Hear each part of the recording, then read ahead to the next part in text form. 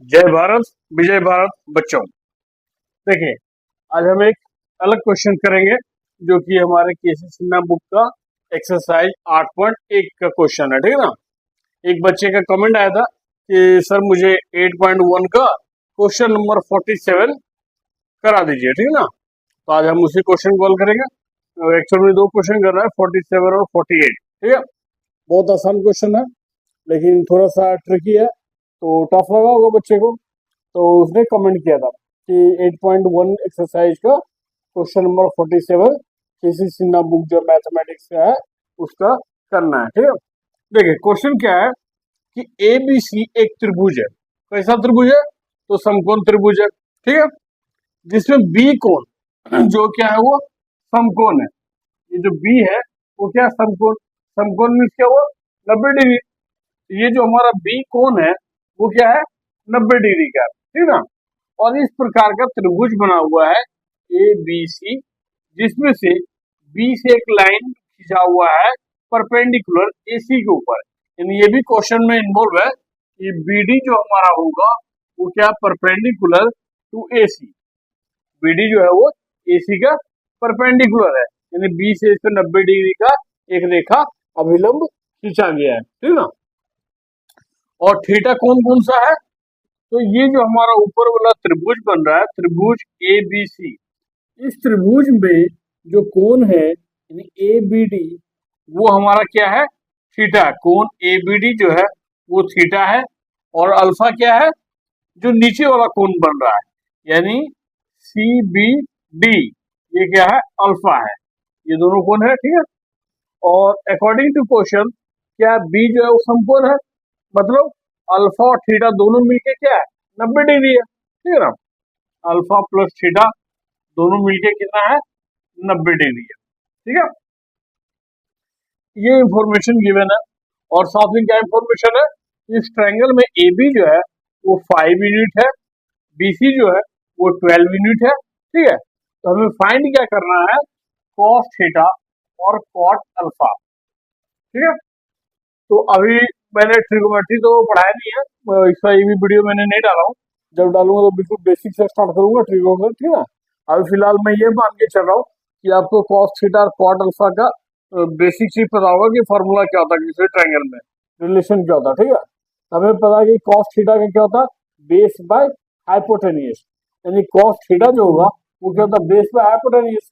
अब इस ट्रायंगल में अगर हम बेस और हाइपोटेनियस लेंगे, ठीक है, तो वो क्या हो जाएगा आधार बटे कर्ण। ठीक है ना। कॉस थीटा क्या होता है आधार बटे कर्ण। तो अगर हम थीटा के लिए आधार मानेंगे तो आधार हमारा क्या बीडी हो जाएगा, और कर्ण क्या होता है हमेशा 90 के सामने वाला यानी ए भी हो जाएगा। तब तो बड़ा पंगा है, बीडी का वैल्यू है ही नहीं दिया हुआ है, तो आखिर हम फाइंड कैसे करेंगे? और कुछ ज्यादा इंफॉर्मेशन भी नहीं दिया हुआ है, हमें तो सिर्फ ये तो दिया हुआ है। तो एक्चुअल में हम यहाँ पे डायरेक्ट कॉस थीटा फाइंड करेंगे ही नहीं। ठीक है ना।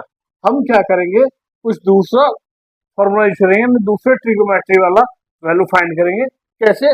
अब देखिए ध्यान से, यदि ये थीटा है ये 90 है, तो ये जो हमारा एंगल होगा वो क्या होगा 90 माइनस थीटा होगा, क्योंकि किसी भी ट्राइंगल में तीनों कोनों का जोड़ कितना होता है 180।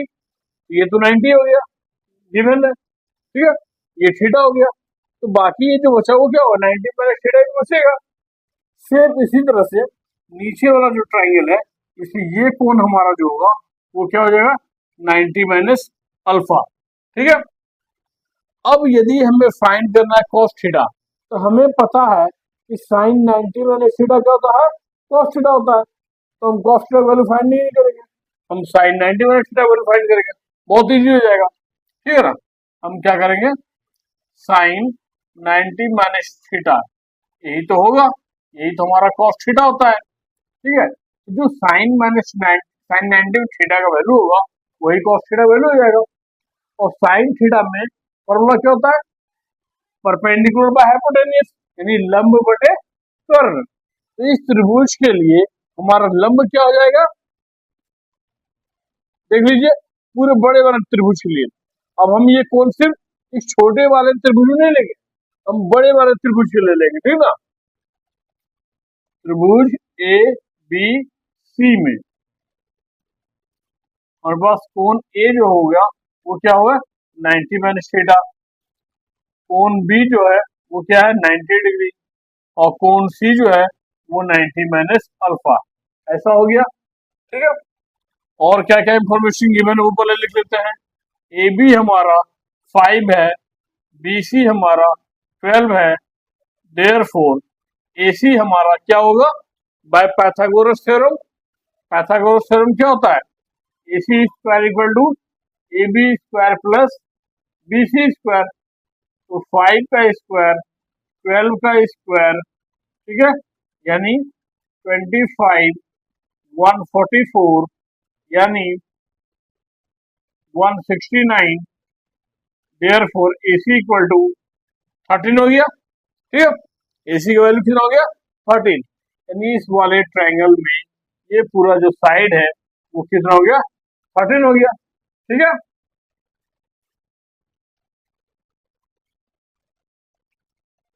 अब देखिए इस लार्ज वाले ट्रायंगल में तीनों साइड तीनों एंगल हमें पता है, तो हम किसी का भी वैल्यू फाइंड कर सकते हैं। तो sine 90 minus theta equal to क्या हो जाएगा BC बटा AC, लंब बटे कर्ण।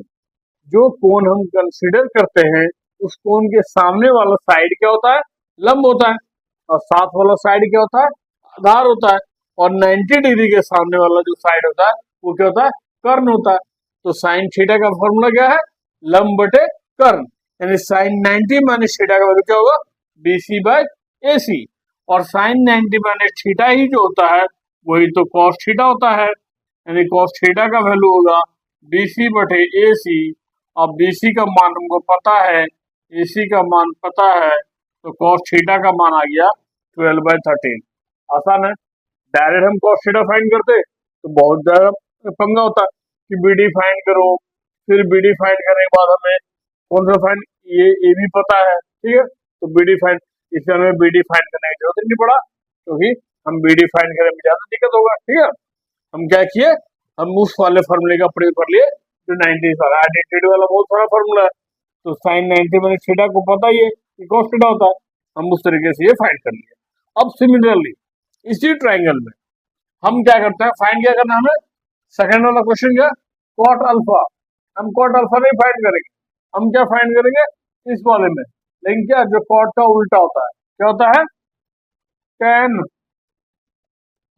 90 माइनस अल्फा, यानी ये वाला एंगल हम कंसिडर कर रहे हैं। ठीक है ना, यानी tan C, तो tan C की जगह tan 90 माइनस अल्फा, तो tan 90 माइनस अल्फा क्या होगा tan थीटा क्या होता है लंब बटे आधार, यानी परपेंडिकुलर और ये बेस, तो AB by BC, AB upon BC, और tan 90 माइनस अल्फा होता क्या है यही तो कॉट अल्फा होता है, तो AB बटा BC यानी 5/12, तो कॉस थीटा हो गया 12/13 और कॉट अल्फा हो गया 5/12।